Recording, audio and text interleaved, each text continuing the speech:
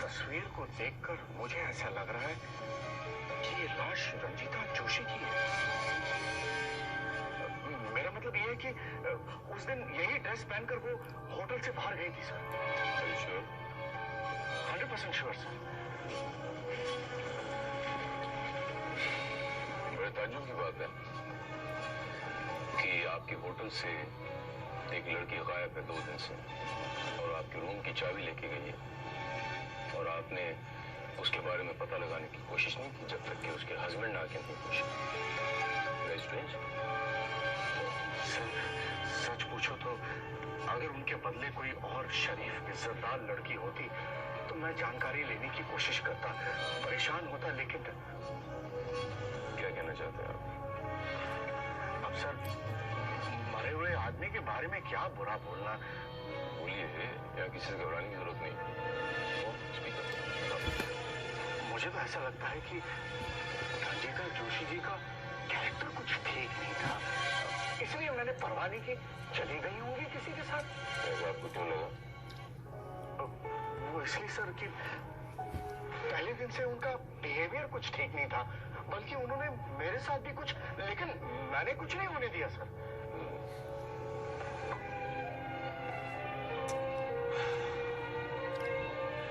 वो जो गाड़ी आपके होटल की लेके गई थी, वो कहाँ लेके गई थी? सर मुझे क्या पता कि वो कहाँ गई थी। ड्राइवर को बुलाइए, पूछ लेते। सर वो अपने साथ ड्राइवर को नहीं लेकर गई थी, बल्कि वो खुद ड्राइव करके गई थी sir. Okay, thank you very much.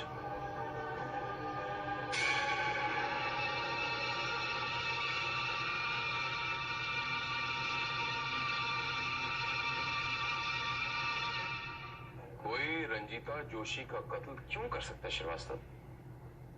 Sir मेरी समझ में ये नहीं आ रहा है कि कातिल ने उसका चेहरा क्यों जला दिया, जबकि पूरे शरीर पर और कहीं भी जलने के निशान थे ही नहीं। इसके 2 कारण हो सकते हैं श्रीवास्तव, 2 पॉसिबिलिटीज। पहला तो ये कि कातिल ये चाहता था कि उसका चेहरा पहचाना न जाए और पुलिस गुमराह हो जाए, और दूसरा कातिल साइकिक हो। साइकिक? हो सकता है कि वो रंजीता जोशी से इतनी नफरत करता हो और बदला लेने के लिए उसने उसका कत्ल कर दिया और उसी जुनून में, उसी फ्रस्ट्रेशन में उसने उसका चेहरा भी बिगाड़ दिया। लेकिन सर रंजीता जोशी से इस हद तक नफरत करने वाला कौन हो सकता है? मैं कभी मिस्टर आनंद भाटिया जी। अभी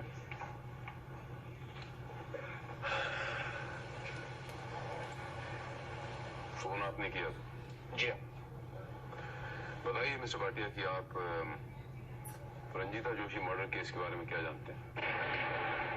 जिस दिन उसका कत्ल हुआ था उस दिन वो दोपहर को हमारे क्लब के रेस्टोरेंट में आई थी। मैं पार्ले क्लब में काम करता हूँ। मैंने देखा कि वो राजीव कुमार नाम के आदमी के साथ कहीं बाहर घूमने जा रही है। मैंने उसे रोका, कहा कि वो अच्छा आदमी नहीं है, उसके साथ मत जाए, लेकिन मेरी बात नहीं मानी, उसके साथ चली गई। ये राजीव कुमार कौन है? जी वो हमारे क्लब का मेंबर है और बहुत ही घटिया किस्म का आदमी है। मिस्टर भाटिया, रंजीता जी आपके लिए बिल्कुल अनजान थी, तो फिर एक अनजान औरत को सलाह देने की वजह?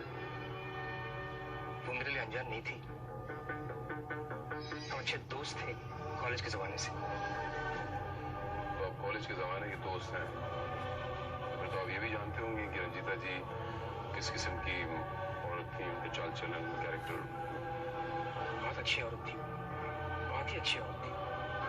हालांकि उसका पति रितेश अच्छा आदमी नहीं है, उसके अपने सेक्रेटरी संजना के साथ कुछ नाजायज संबंध।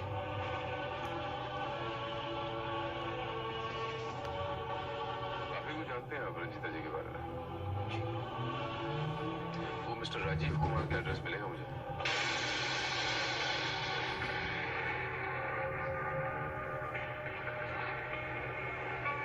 मैं इस औरत को नहीं जानता। और से देखिए राजीव बाबू।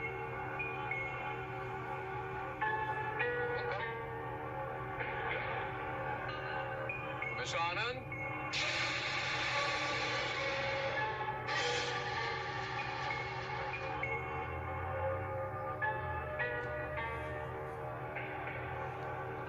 इन्हें तो पहचानते हो। अगर आप इन्हें पहचानते हैं तो मिसेस रंजीता जोशी को नहीं पहचानते, ये झूठ बोलने की गलती आप दोबारा नहीं करना। साहब, हाँ, मैं इस औरत से मिला था। अब यह बताइए कि आपने रंजीता जी का खून क्यों किया? खून? इंस्पेक्टर साहब, मैंने उसका खून नहीं किया। शराब, झूठ नहीं बोलना, मुझसे झूठ नहीं बोलना। ओके? अकेली औरत देख के आपकी नीयत खराब हुई, आपने उसके साथ जोर जबरदस्ती करने की कोशिश की, उस झड़प में आपके सर में ये चोट लगी और आपने उसका कत्ल कर दिया। मैं सच कह रहा हूं इंस्पेक्टर साहब, रंजीता जैसी खूबसूरत औरत खुद खुद मेरे जाल में फंस गई, ये सोचकर मैं उसे ड्राइव पर ले गया।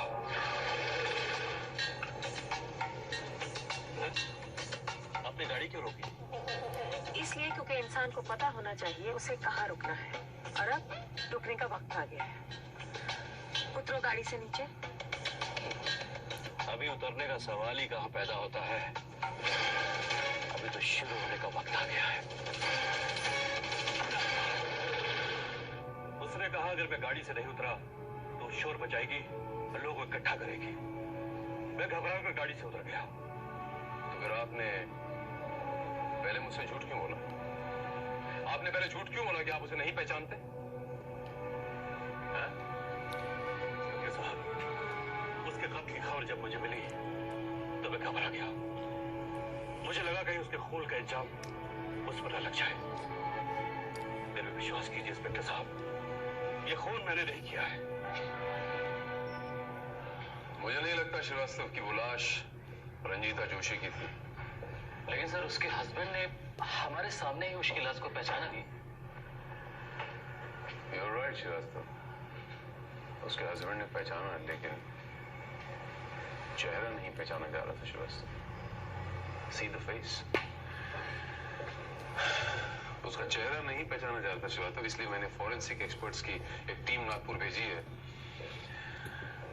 रंजीता जोशी और लाश के फिंगरप्रिंट्स मैच करवाने के लिए।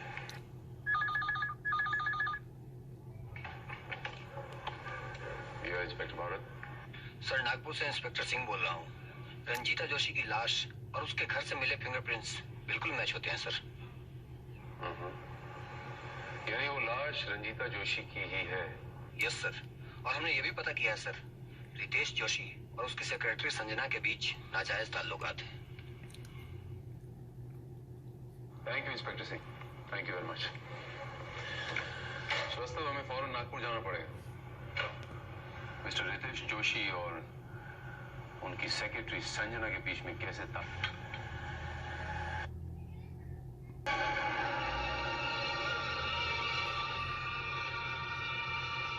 इंस्पेक्टर भारत, आप यहाँ इस वक्त? मिस्टर रितेश, दरअसल आपके वाइफ के मर्डर के केस में मुझे कुछ थोड़ी सी और जानकारी चाहिए थी, इसलिए मुझे अर्जेंटली बॉम्बे से नागपुर आना पड़ा। कहिए। मिस्टर रितेश, आप किसी ऐसे शख्स को जानते हैं जो आपकी पत्नी का दुश्मन रहा, खास तौर से? जी हाँ। कौन है वो? जी आनंद। आनंद रंजीता के कॉलेज का कलीग था।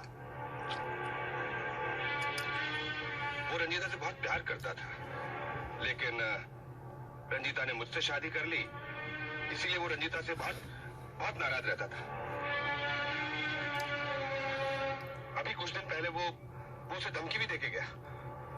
मिस्टर रितेश, जिस कंपनी में आप काम करते हैं, उस कंपनी में आपकी एक सेक्रेटरी है जिसका नाम संजना है। जी हाँ है तो, लेकिन उसका इस कत्ल से क्या ताल्लुक है? आपके संजना के साथ कैसे ताल्लुकात? संजना से मेरे वैसे ही ताल्लुकात हैं जैसे एक बॉस के सेक्रेटरी के साथ होते हैं, और यही सच है। लेकिन हमारी जानकारी तो ये नहीं कहती। देखिए इंस्पेक्टर, मैं अपनी बीवी से बहुत प्यार करता था, और मेरी जिंदगी में कोई दूसरी औरत उसके जीते जी तो क्या, उसके मरने के बाद भी नहीं आ सकती। मैं संजना जी से मिलना चाहता हूँ मिस्टर रितेश। संजना से मिलकर क्या करेंगे आप? यही कि जो सच आप कबूल नहीं कर रहे शायद संजना जी कर लें। देखिए, आप मेरा यकीन करिए। यकीन मैं करूंगा मिस्टर रितेश, लेकिन संजना जी के मिलने के बाद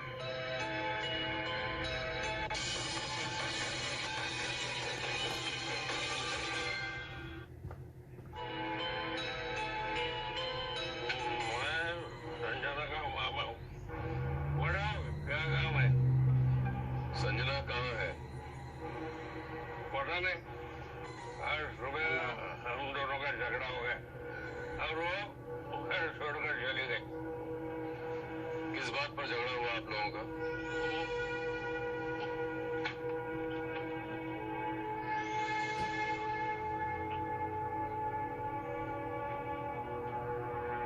संजना को मेरा ये रोज रोज बिना पसंद नहीं था। और तुम पिए बिना रह नहीं सकते। क्या इंस्पेक्टर साहब, संजना का और मेरा रोज इस बात पर झगड़ा होता था। आज मैंने बोल दिया, बैग उठा और गेट आउट।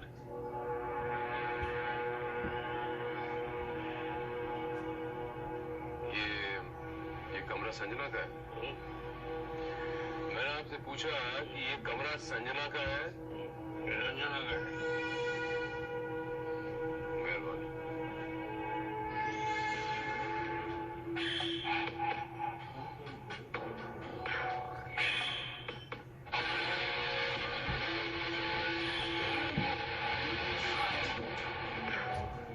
तब तो ये वैनिटी केस भी संजना जी का ही होगा।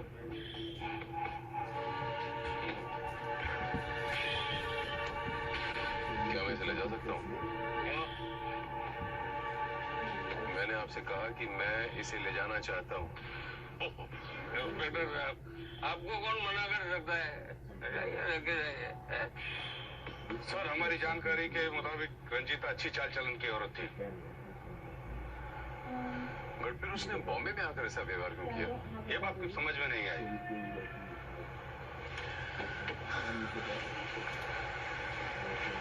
शिंदे, या तो हमें खबर गलत मिली है या तो फिर इस लड़की ने जानबूझ के ऐसा किया।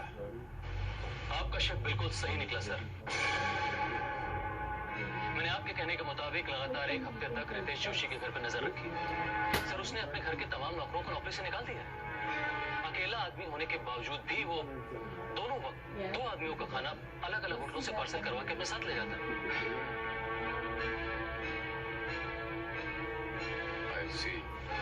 सर, एक अजीब सी बात मैंने नोटिस की। मैंने उसे एक दुकान से कुछ परचेजिंग करते हुए देखा और जब उसके जाने के बाद मैंने दुकानदार से पूछताछ करी तो उसने ये बताया कि तमाम चीजें औरतों के इस्तेमाल करने लगे। पत्नी मर चुकी है, अकेला रहता है, फिर भी खाना 2 लोगों का जाता है और औरतों के इस्तेमाल लायक चीजें खरीदता है। सर, मुझे तो लगता है कि संजना उसके साथ उसी के घर में रह रही है और उन दोनों ने मिलकर ही रंजीता का खून किया है। डॉक्टर, तुम एक काम करो, तुम फौरन संजना के मामा को गिरफ्तार करो। डार्लिंग, काफी रात हो चुकी है, अब तक तुम्हें सो जाना चाहिए था। तुम्हें अर्ली मॉर्निंग फ्लाइट पकड़ के कलकत्ता जाना है। मैंने तुम्हारे कलकत्ता जाने का, वहां ठहरने का सब इंतजाम कर दिया है। अभी तुम्हारा यहाँ रहना खतरनाक है। जैसे ही मेरा काम खत्म होगा, मैं तुरंत कलकत्ता पहुंच जाऊंगा।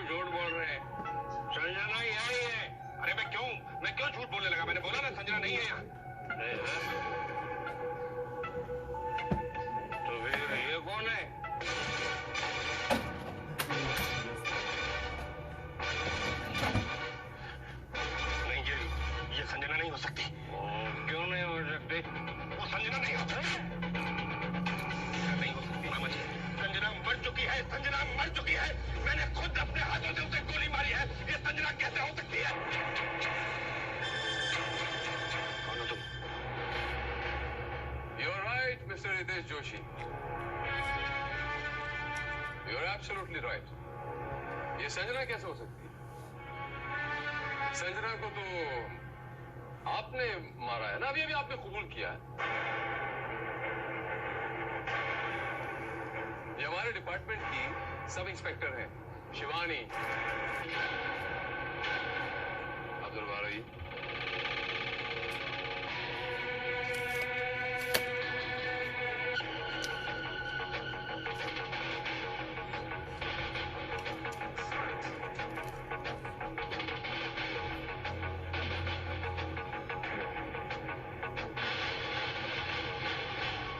तो आप दोनों ने मिलकर इंश्योरेंस के 25 लाख रुपयों के लिए सारा नाटक किया। रंजीता की मौत का नाटक संजना की बलि चढ़ाकर। ये पॉलिसी रंजीता के नाम पे थी ना। आपने अपनी कंपनी में 10 लाख रुपयों का गबन भी किया मिस्टर रितेश जोशी। आपकी कंपनी ने आपको नोटिस दिया था कि अगर ये पैसे आपने 2 महीने में नहीं लौटाए तो वो आप पे पुलिस केस कर देंगे, आपको जेल भी हो सकती है। आप बौखला गए, ये पैसे कहां से दूं? इसलिए आपके अंदर का जानवर जागा, आपने सारा प्लान बना दिया। मिस्टर जोशी, आप चारों तरफ से फंस चुके हैं, बचने का कोई रास्ता नहीं है। यहां तक कहानी बिल्कुल ठीक है। अब आगे की कहानी आप हमको बताएंगे। मैंने आपसे कहा कि आगे की कहानी आप हमको बताएंगे। Come on speak up. जी, मैंने और रंजीता ने मिलकर ही ये प्लान बनाया था। मैंने संजना के साथ प्यार का नाटक किया क्योंकि संजना की कदकाठी रंजीता से बहुत मिलती जुलती थी। हमने ये तय किया कि हम संजना को मारने के बाद उसका चेहरा इतना बिगाड़ देंगे कि किसी को पता भी नहीं चलेगा कि ये लाश संजना की है या रंजीता की। प्लान के मुताबिक मैं मुंबई आई और लोगों का ध्यान अपनी तरफ खींचने के लिए मैंने अजनबियों के साथ अजीबोगरीब हरकतें की। रंजीता के मुंबई जाते ही मैं संजना को घर ले आया। मैंने घर की हर चीज पर से रंजीता की फिंगरप्रिंट्स मिटा दी और फिर जब संजना मेरे साथ घर पर रहने लगी तो घर की हर चीज पर उसके फिंगरप्रिंट्स आ गए।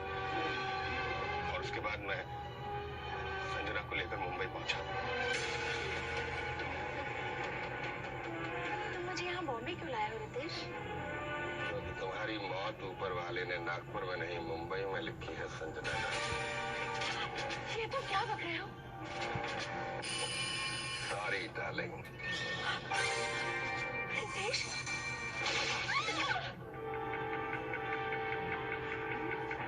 Well done darling. सब कुछ हमारे प्लान के मुताबिक हुआ है रंजीता। अब तुम जल्दी से इसे अपने ये कपड़े पहना और मैं इसके चेहरे पर तेजाब डालकर इसकी शक्ल बिगाड़ देता।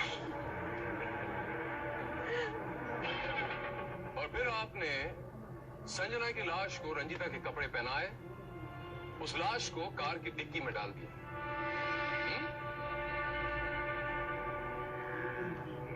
संजना के मामा को खरीदना तो बहुत आसान था क्योंकि वो पहले ही शराबी कबाबी था। उसे आपने खरीद लिया। उसने पुलिस में संजना के गुमशुदा होने की खबर नहीं लिखी।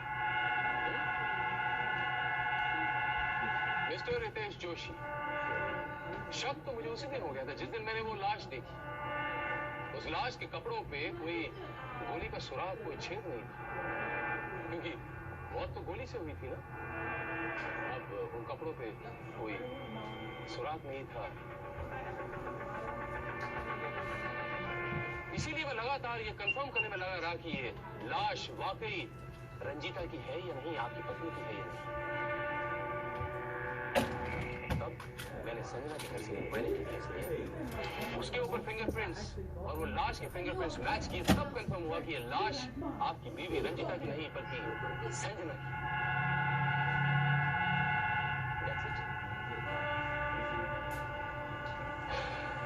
रितेश बाबू, मुजरिम अपना दिमाग जुर्म करने में लगाता है